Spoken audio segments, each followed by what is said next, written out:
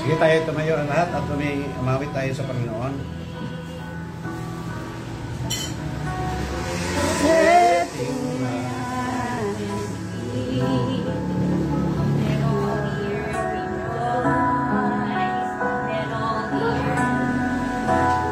Di ba? Ano to?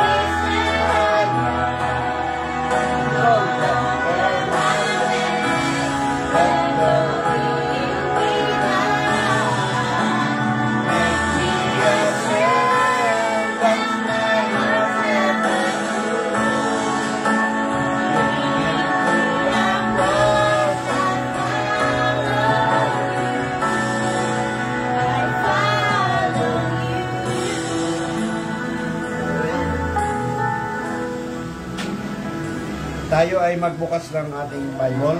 Good morning sa lahat.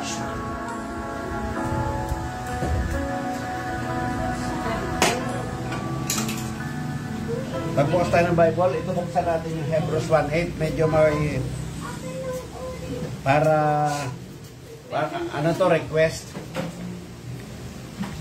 talakayin. Hebrews 1:8 and 9. Basahin natin kahit sa English. Mas maganda sa sa English. Nandiyan na kayo? O lahat ay magbasa? Sige, 1:8. But unto the Son he saith, Thy throne, O God, is forever and ever, and the scepter of righteousness is the scepter of thy kingdom. Thou hast loved thy righteousness and hated iniquity. Therefore, God, even thy God, hath anointed thee with the oil of gladness and above thy fellows. Pikit lahat at yumuo. Lord, salamat sa umagang ito, sa isang panibagong umaga ng araw ng linggo na pinagkaloob sa amin. Salamat sa buong isang linggo na kami ay iyong biniyayaan, mga bagay na aming nakamtan, spiritual, material, at Lord, sa mga iingat mo bawat isa sa amin, Panginoon. Salamat po. Tulungan mo ang lahat, lalo na ngayong umaga, na maunawaan ang mga bagay na lihim at katotohanang iyong nais ihayag, O Lord, na sa huling panahon ay nais mong maibalik sa kaalaman ng marami sino ka, Panginoon, ano ka, at sino ang iyong anak na si Jesus na siyang aming paglilingkuran, Panginoon. Hawa, Panginoon, ang iyong kasi, ang iyong pahid, Panginoon, ay bigay mo sa lahat, sa mga nakikinig.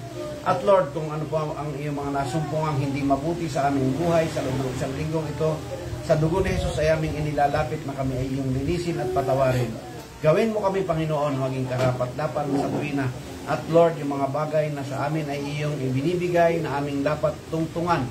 Lakaran, O Lord, ikaw ang Diyos na sa amin ay tumulong at kami ay iyong kasihan upang magawa namin ang mga bagay na ito. Wala kaming kakayanan, malibang kami ay iyong tulungan. Sa pangalan ni Jesus na bugtong anak, lahat ito ay aming hinihiling. In Jesus Christ we pray. Amen. Palakpakan natin, Panginoon. Panginoon, praise the Lord. So, sige, tayo ay dadako. Actually, ito ay parang mayroong nag-request sa akin na isang bali dalawa, isang oneness, bali dalawang oneness, isang United Pentecostal at saka isang end time.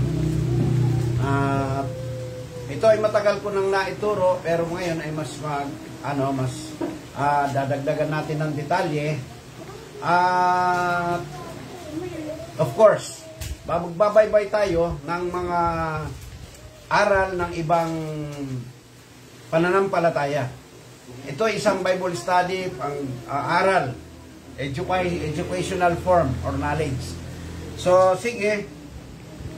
Pero bago ako magtuloy, gusto kong munang i-promote ulit yung ating Kogyo End Time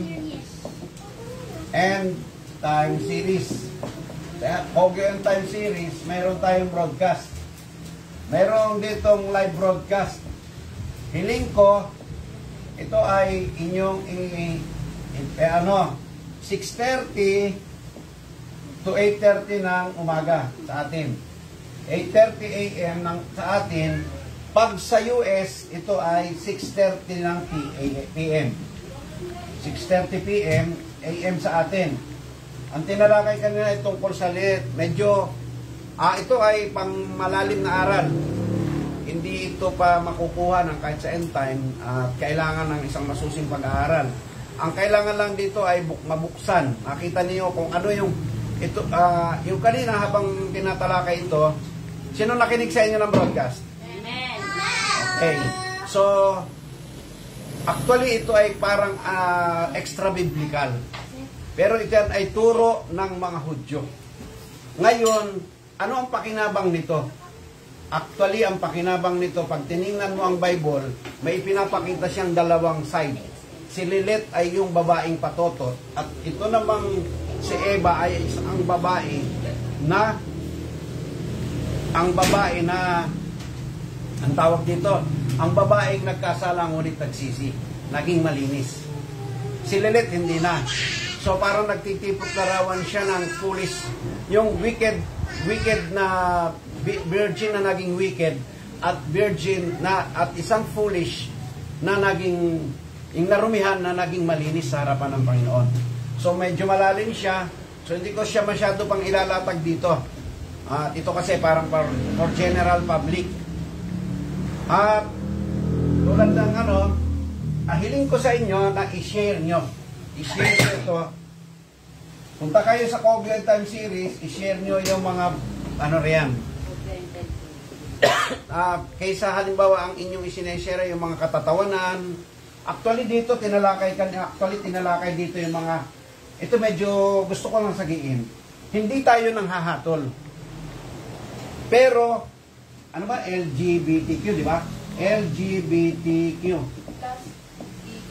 Alam niyo ba yan yung tungkol sa tanggap na ng mundo? Masisisi ba natin na nagkaganon sila?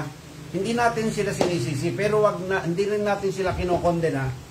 Pero dapat hindi natin iyan i-promote sapagkat hindi yan sa Diyos. Kasalanan ba yan na nangyari sa kanila yan? Kaya nga mayroong original sin, may kasalanan na dapat putulin. So, huwag mo na i-promote ang kasalanan. Natanggapin mo na lang. Gusto ko dahil dito sa maraming mga misyonaryo, lalo na si Richard Gunn. Hello, makinig kayo mabuti ha. Ito ay very basic. Every time na pupunta siya sa isang lugar, lagi siyang nagpipreach tungkol sa holiness. Yung mahaba ang buhok, maayos na pananamit. Bawal yung shorts. So ngayon, gawin yung batas ito sa inyong mga anak, sa pamilya. Bawal ang shorts.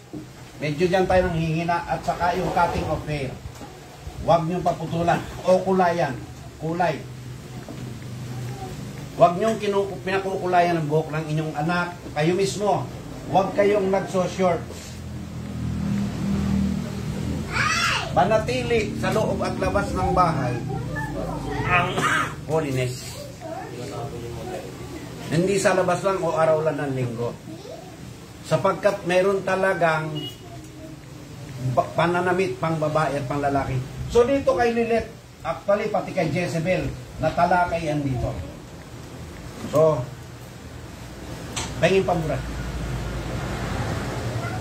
At bago ako magtuloy, gusto ko muling i-promote sa lahat, mayroon kaming ibinebentang booklet. Ito ay sariling gawa, maganda ang laman nito. Halimbawa, gaya nito, pagbura ng aklat ng buhay. Pagbura ng pangalan sa aklat ng buhay. Excuse me.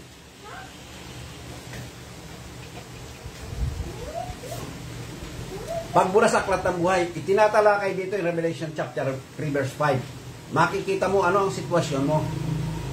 Nakasulat ka sa aklat ng buhay, pero unti-unti pala nabubura ka. Habang ikaw ay naglulukwam, tamad ka sa salita ng Diyos, ikaw ay Nicolaita, nabubura ang pangalan mo. Meron dito yung hiwaga ng pag-aasawa 3. So marami, next week, marami panlalabas. Itong mapanirang bulong. Ano itong mapanirang bulong? Unconsciously, kahit sa sangka-Kristyanuhan ay mayroong mapanirang bulong. Sumisira, sabi sa James, yung dila ay maliit na bahagi ng katawan, pero sumusunog ng isang kagubatan. So ito, marami tayo rito. And pwede kayong mag-order anytime o pwede rin kayong magpabenta. Hingi ng tulong sa inyo, ibenta ninyo, pwede kayong kumita dito. Ito ay ginagawa namin hindi hanap buhay, kundi ito ay para magtuloy-tuloy lang imprenta at the same time ay magamit para sa pagpapatuloy ng mensahe doon sa pangsweldo, pangbili ng ink, pangbili ng pambayad ng kuryente. Ang tawag namin ay opisina sa Manalite, opisina Lite. So salamat dyan. Tayo ay dadako sa ating Bible study at pwede kayong sumagot o magtanong outright. Doon sa mga nasa bahay, pwede kayong magtanong. Yung mga nanonood dyan, kahit late na, pwede kayong magtanong. Pwede kayong magtanong dito sa aking tatalakayin. Ito ay katotohanan na nasa buong sangkakristyanuhan. So magbibigay muna ako ng 5 major doctrines. Number 1, 2, 3, 4, 5. Si Brother J.R. Obensa from General Jensen at saka ang pamilya ni Brother Elvin Catalunya, binabati ko kayo ng magandang umaga. Happy Sunday. Ito ay isang pag-aaral na gusto kong ipakita ano yung sitwasyon ng sangkakristyanuhan tungkol dito sa isang pinakang mabigat na bahagi ng, kumbaga mayroong battle ang buong sangkakristyanuhan. So ang sabi ko nga, ito ay makikita lamang, mauunawaan mo lang ng maliwanag ang aral ng Bible pag ikaw ay Berean, hindi ka sarado. So magbabalik tayo ng basic. At I hope ingatan mo to at ilagay mo sa reels para sa ganon makita nila. At kasi iba-iba ang doktrina ng sangkakristyanuhan. So ilalagay natin ito para makita ninyo. Ano yung pagkakaiba nila, ano ang mayroon yung kabila at ano yung wala yung kabila. O di ba? So ito, number 1, ang Unitarian. Unitarian, hindi ko nalalagyan ng date. Ang Unitarian, ang paniniwala ng Unitarian, may iisang Diyos, may one God. Siyempre, ito si Yahweh. Yahweh,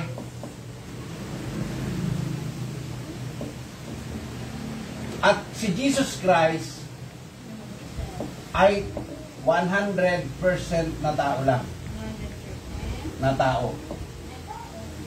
Walang divinity, walang anuman. Siya ay taong-tao lang. At yan, Unitarian na yan, number 1 na yung Iglesia ni Cristo. INC. So, nakukuha nyo ha. Unitarian. May katotohanan silang totoo dahil 100% naman ng tao si Adan eh. Pero anong kulang nila? So, i-take note nyo yan at i-post nyo sa timeline ninyo. O, yung sanayin nyo pa rin mag-take note kahit nagtatanong-ulong. Parang multitasking. Para lumago kayo. Number 2 ay ang tinatawag na Trinity. Sa mga nandyan, pwede kayong magtanong kailan nag-start yan, sino nag-coin. Halimbawa, itong Trinity, may pinag-umpisahan ito ng 2nd century, si Tertullian. Pero itong Trinity, yung normal na Trinity ngayon, yung ginagamit, na may 3 personang Diyos, na mayroong, ang isang Diyos ay mayroong God the Father, God the Son, God the Holy Spirit, God the Son, God the Holy Spirit. 3 persona sa isang Diyos. Sa isang Diyos. Ulitin, ha? Yung bata, sanayin nyo repeat bulong. Ben, pasingit-singit. Ikaw, take note, ha? Check mo yung kanyang tinatype kung nasusundan. Bulungan mo pag true lang. So ito, 3 persona, pero isang Diyos din. Dito, walang nagsabi na 3 ang Diyos nila. Walang nagsabi na 2 ang Diyos nila. Walang nagsasabi na 5 ang Diyos nila. Kundi, lahat ito nagsasabi ng isang Diyos. Ito ay oneness. Ang oneness o modalism, may isang Diyos lang. May isang Diyos din. One God. Ito si Yahweh na naging Son, naging tao. Naging 100% man yung 100% na Diyos. Itong 100, Yahweh. Yung 100% na Diyos, naging 100% na tao.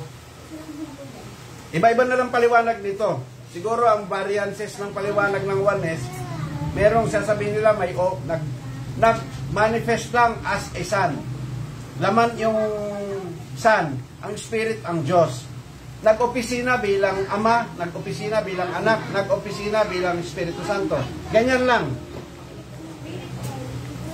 Iba-iba lang ang paliwanag nila, pero naniniwala sila na naging tao, 100% na tao yung Diyos.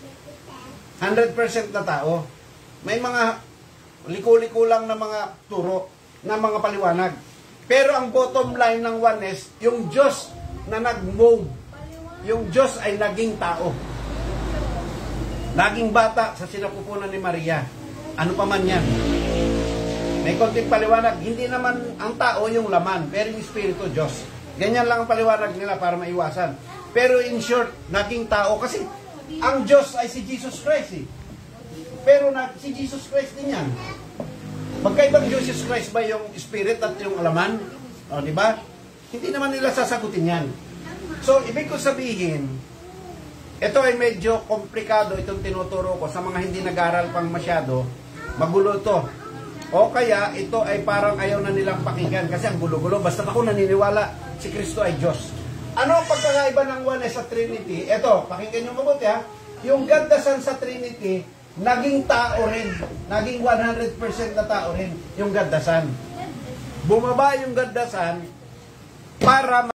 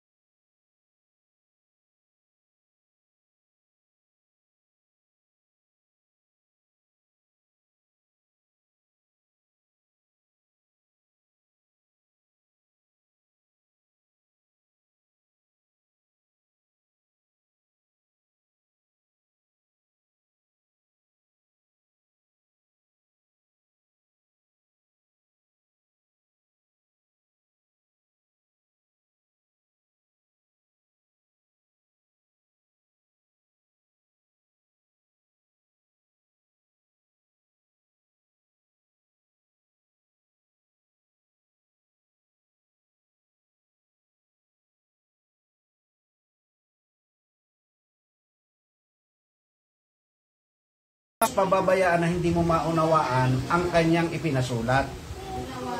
Ngayon pa lang dito sa lupa, kung may mababa kang kalooban, ipapakita na ng Diyos sa yan. Sa anong paraan? Aralin mo lahat itong ayaw mo. Kung ikaw ay Trinitarian, aralin mo yung oneness, aralin mo yung Unitarian. Itong Arianism, may isang Diyos. Halimbawa, Jehovah Witness, at saka dito sa end time, mayroong turong ganito. May isang Diyos. Sino yan? Si Jehovah or si Yahweh.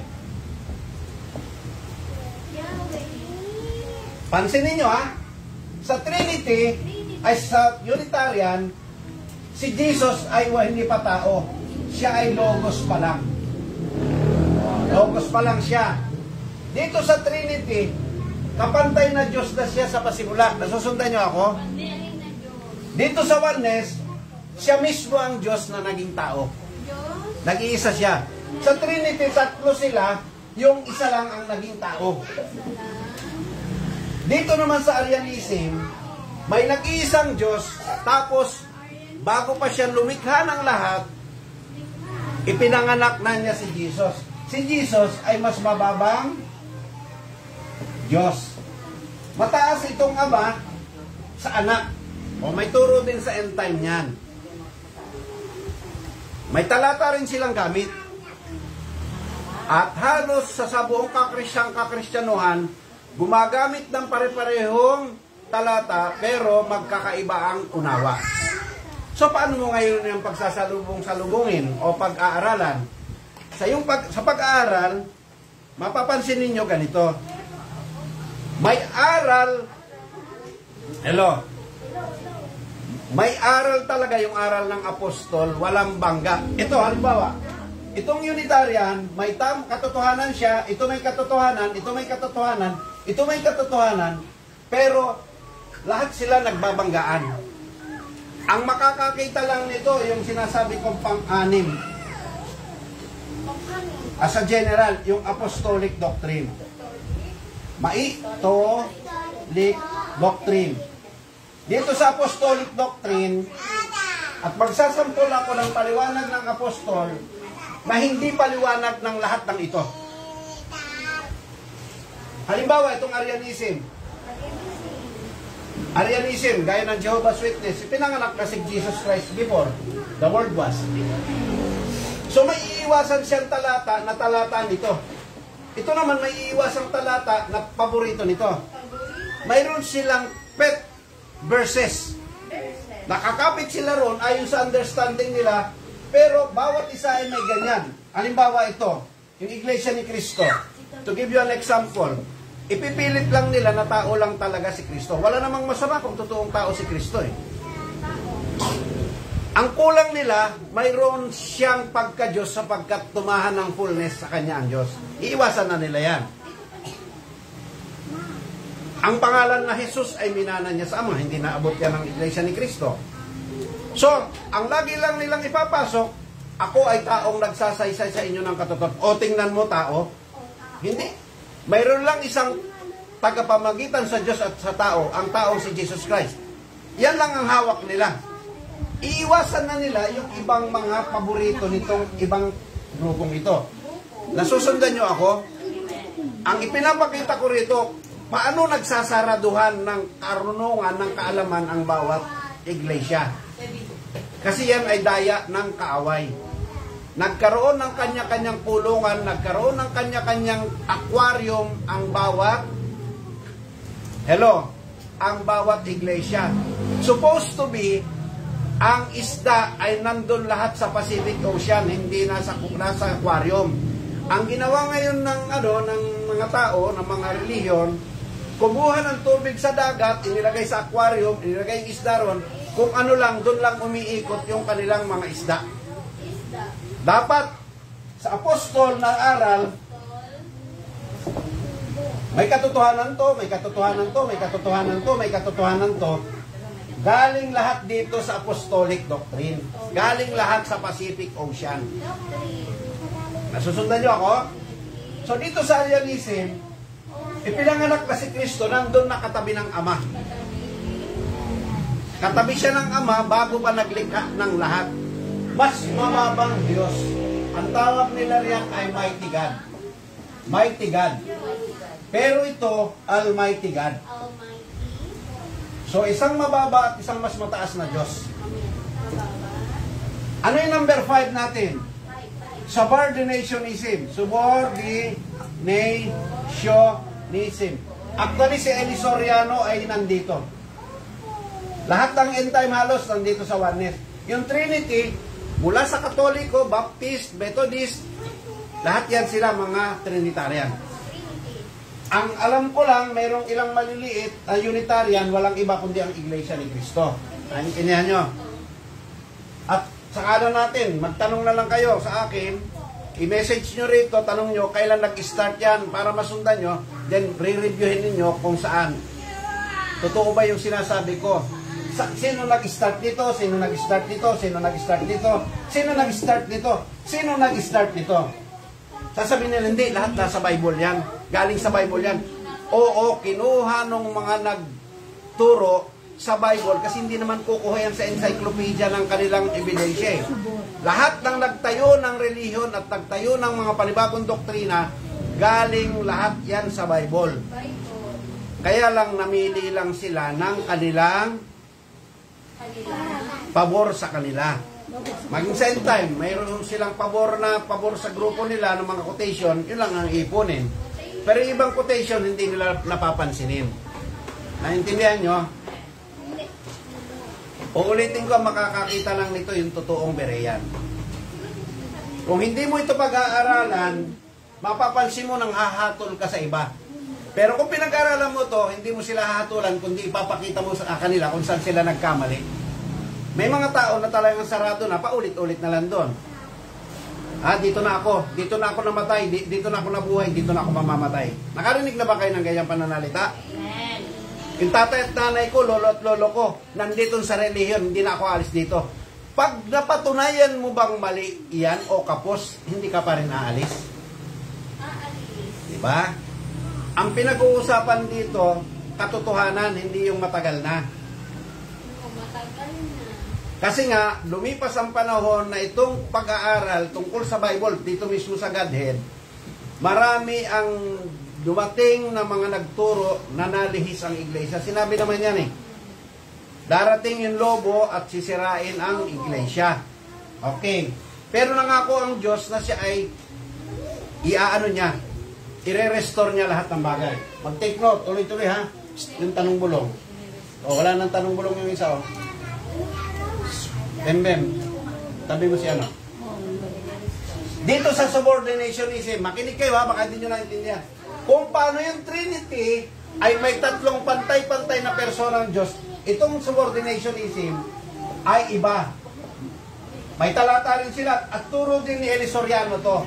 So ang dalawang combination ng turo ni Elisoriano, ang Arianism at subordinationism. Ang Father ay Diyos. Ang Son ay Diyos. Ang Holy Spirit ay Diyos. Dito pareho din, di ba? Trinity. God the Father, God the Son, God the Holy Spirit. God the Father, God the Son, the Holy Spirit. Ang kaibahan ng Trinity, pantay-pantay. Pero dito, sa subordinationism, mas mababa ang anak sa ama. Mas mababa naman ang Holy Spirit sa anak. Ano ang talata nila? Narinig niyo ba kay Elisoriano? Sabi niya, ang ama ay lalong dakila sa akin. Tama, mali. O kaya mas mababa ang anak. Pero sa Trinity, pantay-pantay. Hindi, sasabihin ng Trinity, nagpapakumbaba lang yung anak, siyempre tatay niya yun. Kaya sinasabi niyang maghigit. Pero totoo, ha? Oo, subordinationism. Pero ito, sabi niya, dahil naniniwala din siya na ang Holy Spirit is another person, ang mangyayari, ang sagot niya rito, Hindi na lang pantay sa ranking. sabi nito, susubuin ko ang Espiritu Santo. Nauutusan ni Kristo yung Holy Spirit. So, mas mataas siya. Kaya subordinate niya. Naintindihan nyo? So, mas mataas yung ama sa anak, mas mataas yung anak sa Holy Spirit. Ito naman ang sagot natin muna. Kung ang Holy Spirit at ang Father ay magkaibang persona at lumukob ang Holy Spirit para mabuntis si Maria, sino ang tatay niya ron sa dalawa? O, diba? Dalawa na ang tatay ni Jesus Christ. Pag iyan, so may bunggo na kaagad. So, ito kaya ko sinasabi, pinapakita, uulitin ko ang lahat ng doktrinang ito na major doctrines na limang ito, yung lahat ng katotohanan, makikita nyo rito sa apostolic doctrine. Pero sila lahat, magkakalaban yan. Magkakalaban yan.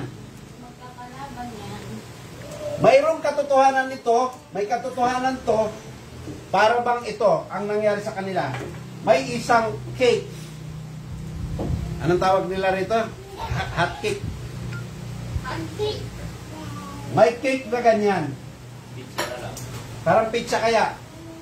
Nandito yung Unitarian, subordinationism, nandito yung oneness, nandito yung Unitarian, nandito yung Arians, nandito yung tinatawag, sabihin na natin na Nestorianism. Lahat yan may katotohanan. Pero pag ito'y inaral mo lahat, yung kabuuan nito nandito sa apostolic doctrine. Yung lahat ng katotohanan nandyan. Dito sa apostolic, makikita mo, tatanggalin niya lahat yung hindi eksakto, yung aral ng tao. So, sinasabi ko ba na aral ng tao ang aral ng Trinity? Nahaluan. Ang oneness ba ay aral ng tao? Nahaluan. Ang subordinationism ba ay aral ng Diyos, aral ng tao? Nahaluan ng aral ng tao. Lahat ng katotohanan, mayroon sila. At maiipon natin dito. So, dito, lilipat na tayo. Sa may mga tanong, magtanong kayo. Magtanong? Yan lang magkakaroon ng pakinabang yung inyong naririnig at pag-aaral. To compare. Si Kristo bata pa, walang ginawa kundi mag-compare. Kaya pagdating niya ng 12 years old siya, ang kanyang kausap, mga doctor of the law na, mga pariseyo na mga aral. So, kailangan yung tanong bulong ituloy-tuloy. Bem, itong isa, naka, ano. Tanong gulong mo. Tabi mo sa'yo. Gusto. Ano yan? Tanong. Okay. Hebrews 1:8 tayo. Hebrews 1:8. Ano, basahin nga ng malakas sa Tagalog. English ko binasa eh. Thy throne, O God, ang iyong loob at patungkol sa anak. Oh, Ngunit tungkol sa anak, sinasabi niya ang iyong trono, O Diyos, ay walang hanggang ang siyetro ng iyong kaharian ay siyetro ng kaharian. So, Your throne. Okay. Tingnan nyo mabuti ha. Sabi mo your throne. So, ang lahat ng nagtuturo, maliban sa Iglesia ni Cristo, at saka sa Arianism, o Unitarian at Arianism, makinig kayo mabuti. Makinig. Ang hindi naniniwala, at maging ang apostol hindi naniniwala, na Diyos yung anak. O, paano ay nakasulat? At patungkol sa anak, ang iyong luklukan, O Diyos. O di Diyos nga yung anak, sino ang pabor dyan? Sino ang pabor dito sa nagtuturong ito? Interview lang. Sino ang pabor dyan? Nasasabihin, unto the Son, yung anak daw ay Diyos. Sino? Sino nagpapabor? oneness. Siyempre. Oneness, sino ba? Unitarian. Ayan, Trinitarian. Arianism. Mali. Mali. Trinitarianism. Trinity, oneness, at saka ano? Subordination. Saka subordinationism. Hindi nyo tinignan. Hindi nyo sinusundan. Ang tagal-tagal na yan. So, unto the Son, He say it. So, yung Unitarian, na naniniwalang taong-tao lang, hindi. Pero tingnan nyo, hindi maipaliwanag ito ng husto ng Iglesia ni Cristo. Iniiwasan to ng Iglesia ni Cristo at binabago nila ang version ng Bible para lang malusutan nila to. Pero by the King James 16:11, King James 16:11, kayang sagutin yan. Hindi ka nagagamit ng lamsa o gagamit ng ibang version na gaya ng ginagawa ng Iglesia kasi hindi nila masagot ang Trinitarian at mga oneness dyan sa parting yan. Oneness. So, dalawa ang paliwanag nito. Nililinaw ko ha. Ang paliwanag ko kasi dati ay patungkol sa una kong paliwanag, yung simple. Pero may pangalawa, number 1 ay quotation, quote. Number 2 ay yung tinatawag na theophany. Ito lang hindi ko naturo ng gusto ng konti, nasagi ko lang. Kaya gusto kong linawin, narinig ko ulit ito, dinagdag, may nagtanong kay Brother Francis, nakikita ko na ito, pero ang paliwanag ko, dahil dito pa lamang sa quotes, ano na eh, hindi ito quotes na Brother Branham, quotes sa Bible. Makinig kayo mabuti. Sa quotes pa lang sa Bible, solved na. Kaya mo nang sagutin lahat yung naniniwala si Kristo ay Diyos na nagkakamali sila.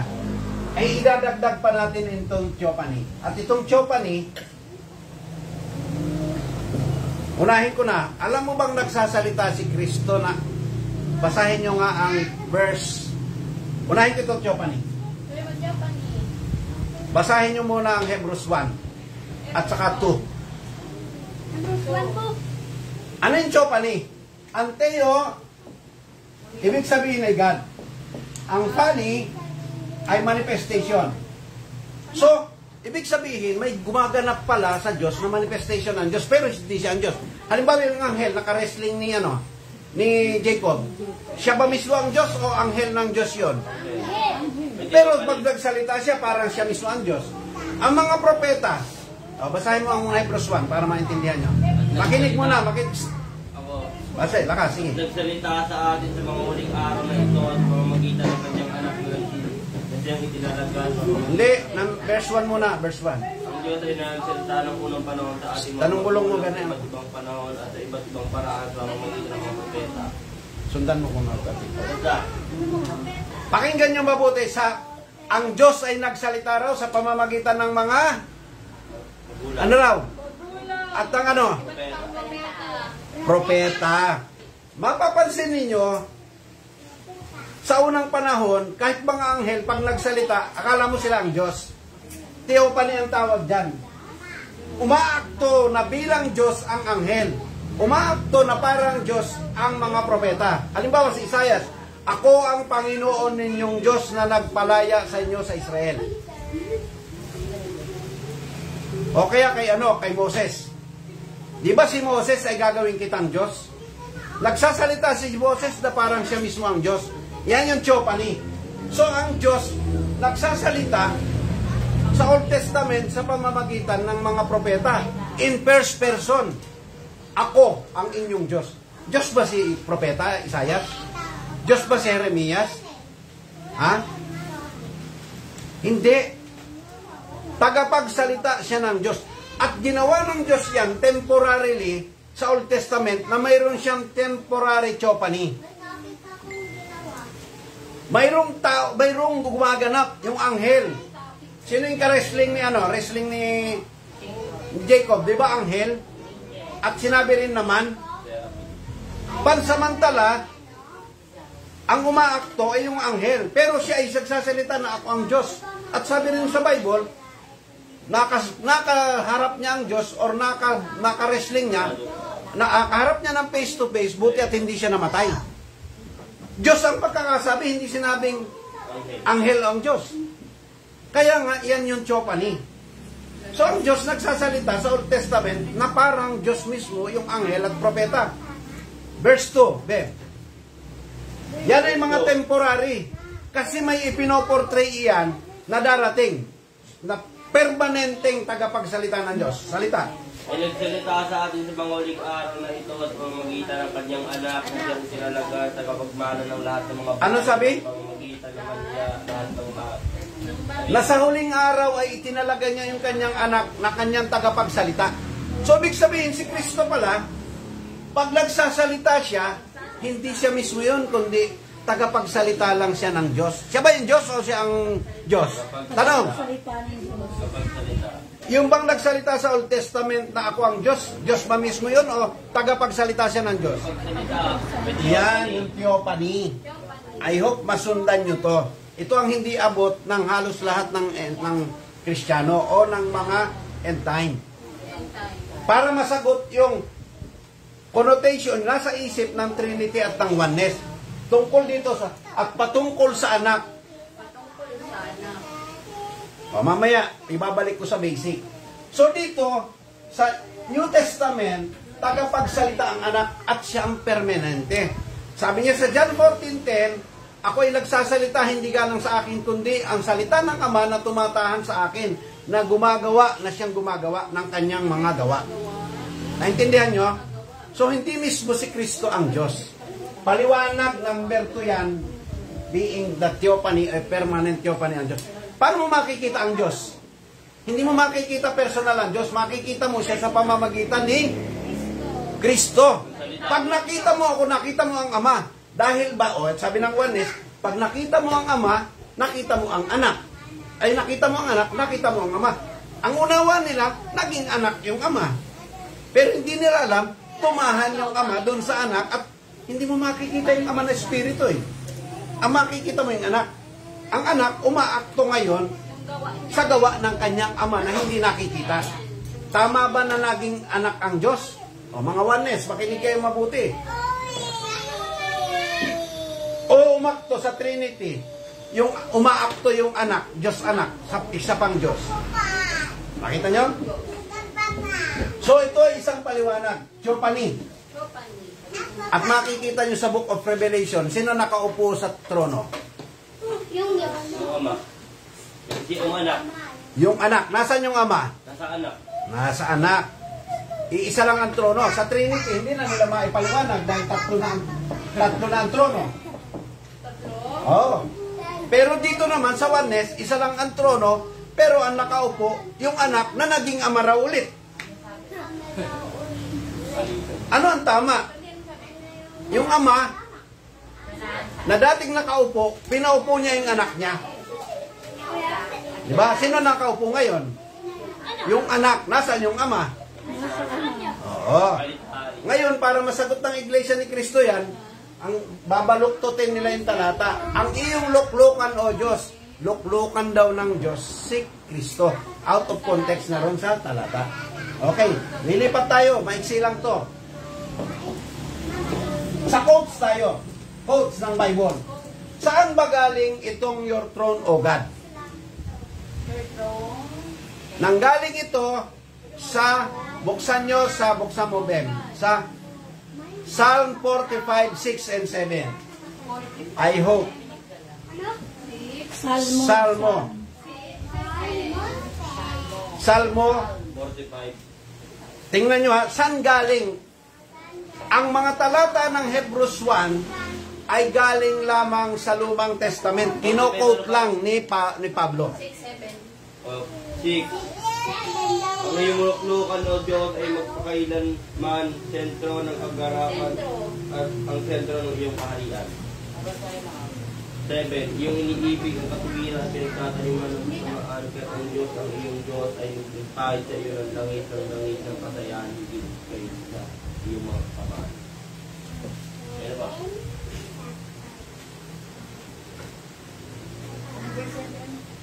Ayan. 45. Yan talatang iyan, sino nakaupo sa trono sa talatang iyan? Yung amba. Hindi, sa Psalm 45, muna. Yung ano nga? Sino? Yung luklukan. Yung Diyos. Hindi. Yung anak. Basahin mo. Ang iyong luklukan, O Diyos. Yung Diyos na. Basahin mo sa umpisa, sa verse 1. Ay, si David! Ha? Ano ba yan? Si David? Kasi John. si David, ay si... Sige, sino? Solomon. Si Solomon. Si David. Kasi si David yung... Tagal-tagal na nito ha. Ano, kinakausap. Tama ba? Itong nagkumakanta niyan, Si David. si King David ang nakaupo sa trono. Kanino trono to? Si kay David. Trono na bigay ng Diyos. Sa Diyos iyan, yung power and authority. Yung tronong ito ay sa Diyos. Nakaupo. Sino ang nagbigay niyan? Kay Haring Saul, di ba ang Diyos? Amen. Humalit lamang si David. Ngayon, ang kapangyarihan, ang sentro ng kapangyarihan ay sa Diyos. Yung power and authority ay sa Diyos. Nagtayo sila ng trono kasi galing yan sa Diyos. So ito'y mang-aawit. Ang gumagawa ng kantang ito, ang kumakanta ay ang mga manganganta ni David. Kore. Kore. Oo. Mga nakaluhod sila. Nakaluhod. Awit ng anak ni Kore. Umaawit sila, ang iyong luklukan na hindi Diyos si David. Ang Diyos yung may-ari noong luklukan ni David. Parang ngayon nyo lang naintindihan, ang tagal-tagal na. Yan, ano ko na yan, kaya nga alam ko. So, ang luklukan ng Diyos, alam nyo ba tinawag din si David na Son of God? Son of God. Prince of God. Prince of God. So, si David ba ang Diyos? Hindi. Yung luklukan ba niya ay sa Diyos? Ay kanya ba? O sa Diyos ba? Sa Diyos. Pero hindi Diyos yung nakaupo. Hello, naintindihan niyo ako? Kinote yan ngayon ni ano? Ngayon, unto the Son he said it. Kasi nga, sa New Testament, ito ay nasa Old Testament. Sa New Testament tayo. May trono. May nakaupo sa trono. Trono. Yan, nakaupo. Nakaupo sa trono. Sino ito? Ito si Kristo. Ito si David. Kinote lang niya ito. Unto the Son he saith. Patungkol sa anak. Yung anak ba ang Diyos o yung may-ari ng trono? Your throne, O God. Nakaharap itong, uulitin ito ng mga banal. Uulitin natin ito, uulitin ito ng mananampalataya pagdating ng millennium. Uulitin ito ng mga anghel. Luluhod ang lahat kay Kristo. Si David din. Ano yan?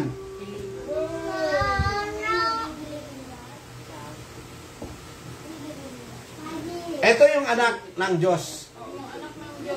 Unto the Son he said, your throne, O God, is forever and ever.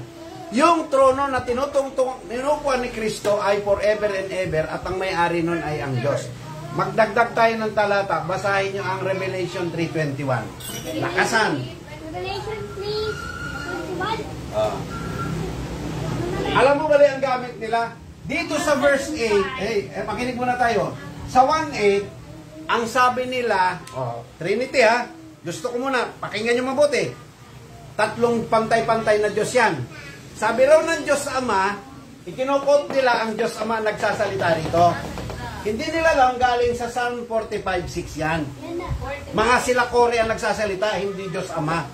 Sabi raw ng Diyos Ama sa anak, unto the Son he saith, your throne, O God, ang iyong trono, anak ko, na Diyos, ay forever and ever. Diyos, hindi Diyos ang nagsasalita rito. Kinote lamang ni Pablo ang kwento ang kantahan sa Old Testament. Nasusundan niyo ako? Ni Pablo o ni John? Ni Pablo. Si Pablo ang gumulat ng Revelation? Hindi, ng Hebrews 1:8. So, ganito, sa Trinity, may Diyos Ama raw na nagsasalita sa Diyos Anak. At sinasabi niya, ang iyong luklukan, O Diyos. Ito medyo mas malayo na. Mga oneness, makinig kayo.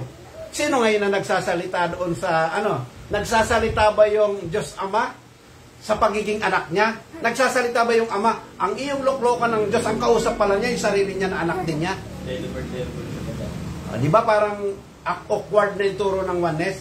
Ang iyong luklukan ng Diyos, hindi ang kinakausap ng Espiritu, yung laman niya. Kasi ang laman daw yung tao, yung anak, ang anak daw yung laman. Eh di kinakausap ng Diyos yung sarili niya, pero laman lang ang kausap niya. Parang multi-personality. Tama, multi-personality, na pa-mode lang. Mas awkward ang oneness sa talatang ito. Pero naniniwala sila pareho ng Trinity na si Kristo ay Diyos.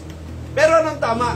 Si Kristo ay anak ng Diyos na pinaupo ng Diyos sa luklukan at lahat ng mananampalataya ay sasamba sa Kanya. I am the way, the truth, and the life. No one cometh to the Father except through me.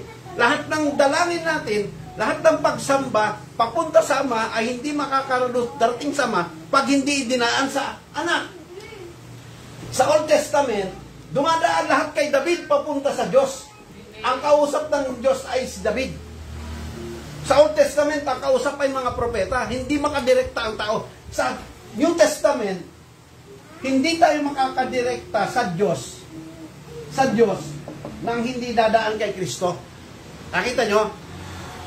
Nasusundan nyo ba mga kapatid na nanonood dyan? Basahin mo ang 3:21. 21. Nagtagumpay ang aking pagkakalooban mo kung kasama ko sa aking luklukan. Gaya ko namang nagtagumpay at mo kung kasama ng aking ama sa kanyang luklukan. Sino ang nagsasalita riyan? Kristo. Anong sabi niya?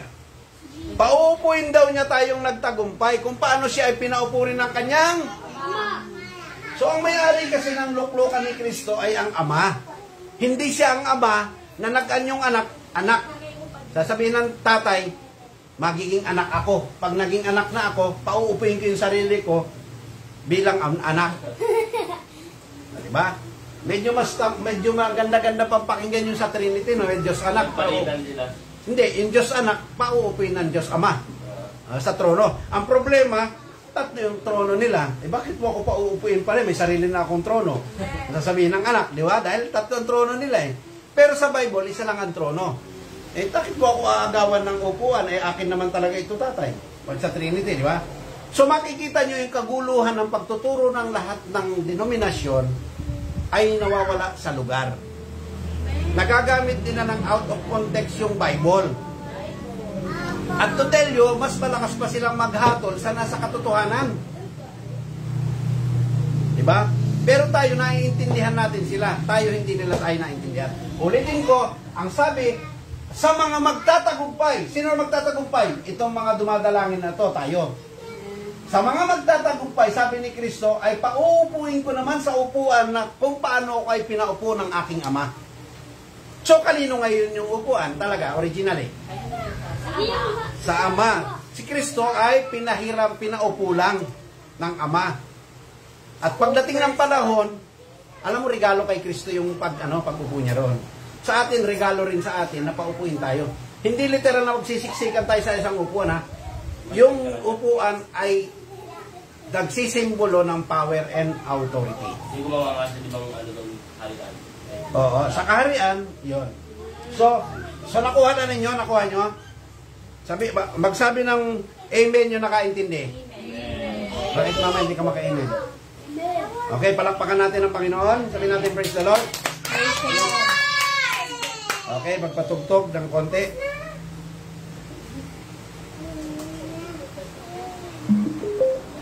Sige, awit tayo at tumawit. Sa mga nasa bahay, tayo rin kayo. Kung anong ginagawa natin sa church, since kayo ay medyo abala, medyo may mga siguro, hindi kayo makaalis, huwag nyo namang gawin na may kakayanan kayong umattend ng church ay hindi na kayo ma-attend. Ito ay parang pandagdag lang. Kung talagang wala kayong kakayanan umattend sa church, pwede dito, pero o kaya pagkatapos ng pag-attend nyo, pandagdag. Okay. Tayo ay umawit. Uy, alone.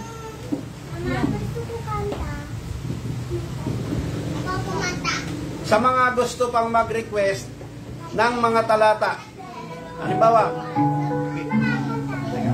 teka, stop mo muna. Sa mga gustong mag-request, bukod sa booklet, request kayo, pwede namin kayo pa-subscribe. Pwede rin kayo magbenta nito. Kikita kayo rito, let's say sabihin mga 30 pesos, benta nyo ng 40, may 10 kayo, padadala namin, kayo ang maging ahente. Okay, at pangalawa, kung may mga tanong kayo, kahit na anong talata, halimbawa sa Bible, sa Godhead, halimbawa Philippians, John 1:1, yung mga controversial na talata, pwede nyong i-request at ating tatalakayin. Okay, sige, salamat. Marit tayo ang lahat.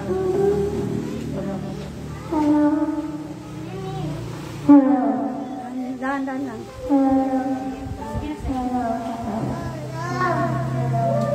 Okay, focus muna. Focus. Pikit. Pikit. Pikit yung mga bata.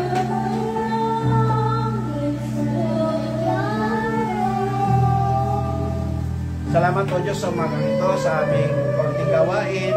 Nawa, mabigyan ka namin ng kasiyahan na kung ano, O Lord, nagsisikap kami ng iyong mga pahayag dahil pinagkaloob mo sa amin ay maihayag din namin sa kalagitnaan ng iyong mga anak, Panginoon. Salamat sa pribilehiyong ito, Panginoon. Salamat sa iyong pagpapala. Nawa ay maging kalakasan ng sino man na makarinig na ito, Panginoon.